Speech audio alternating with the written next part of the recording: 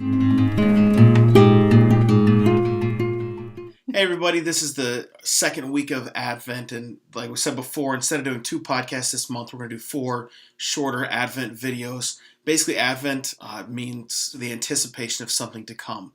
In this case, we're anticipating the coming of Jesus, the celebration that we have coming up on Christmas of the fact that he was born into our world and basically everything that entails. And so this week, the word that goes along with Advent is peace. So, Randy, you did some research into the word peace in the Bible. What'd you come up with?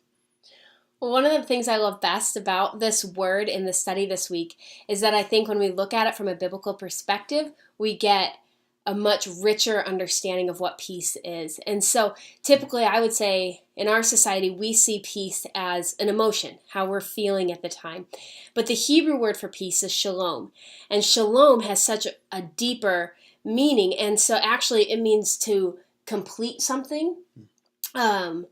Or so if you're talking essentially about building, you could use it in terms of the building being completed, or you could use it in terms of debt being paid off. And so there's this aspect that there's a finishing that's happening.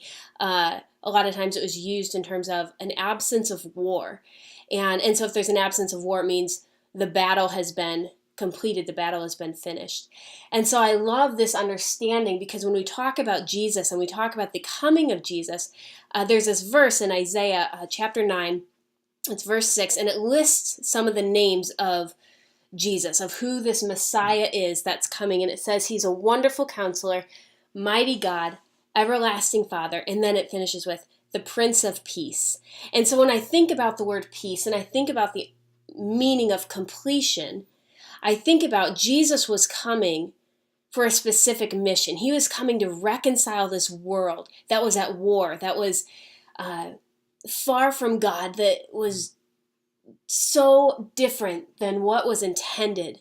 And Jesus was coming to complete this reconciling that would happen, to complete this redemption that was happening. And so when we say that he's the Prince of Peace, when we say that Jesus is bringing peace, it means that there's this finishing aspect, and that it's not just about how we're feeling, but that it's an actual act that's taking place, that we are reconciled to God, and that there is no need for war anymore. There is no need for separation. There's no need for disaster. Just that sin and the fall of humanity brought into the world, and then out of that comes the emotional aspect of it. And so one of the things I was thinking about when I first was thinking about the words peace was Jesus was talking with his disciples, and he said the words he was talking about when he was going to leave. He said, "My peace I'll leave with you." Let me actually turn it. It's in John chapter 14, and it's verse 27. He says, "My peace I leave with you, my peace I give you. I do not give to you as the world gives," right? Because God's act is a completion, it's a heavenly act. So he says, "I do not give to you as the world gives.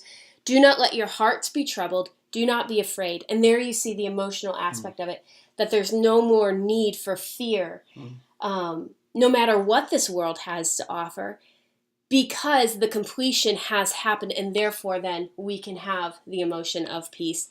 And so that's kind of the background I had on it. And do you have any thoughts you want to add to that?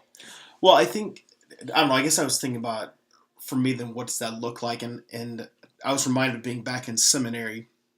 Finals week was always this crazy, stressful time. You had so many people like in the library just trying to pound out the books and studying and study groups and stuff like that. And I remember it was during one of my finals weeks that I was sitting there going just so stressed out about everything, feeling like there's no way I'm going to finish.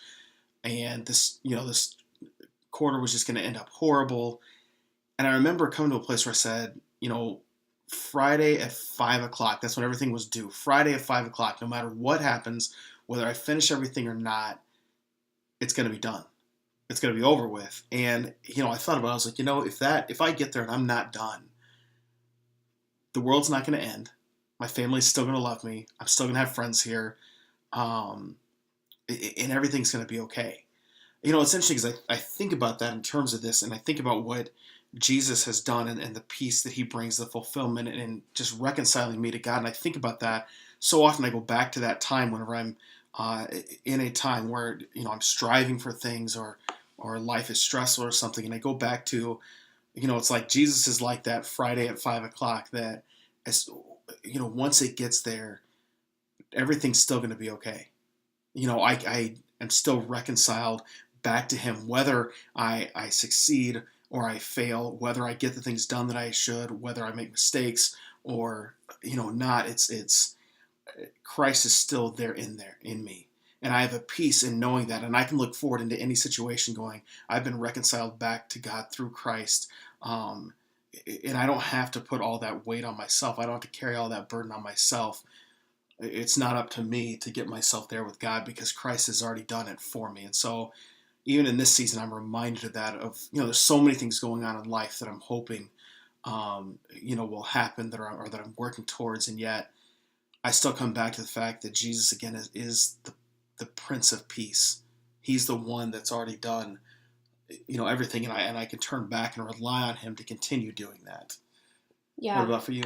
Well, no, I agree with that, and I feel the exact same way. And so, if I were to look at this personally, if I was talking in our group, I'll pretend like you're my group right now. But I would say the one thing you're saying is Jesus is that Friday at 5, but that can be available right now. That, when we invite Jesus into our life, that's saying, I accept this, that he gives me peace, that His work is already completed and He can work in me today, starting right now. And so I look at one of the things personally in my life right now, some of you guys know I've been dealing with this crazy random sickness that's been going on now for like a year and a half. There's really no answers to why I'm sick, and I don't look sick, so a lot of people don't know how bad it can be.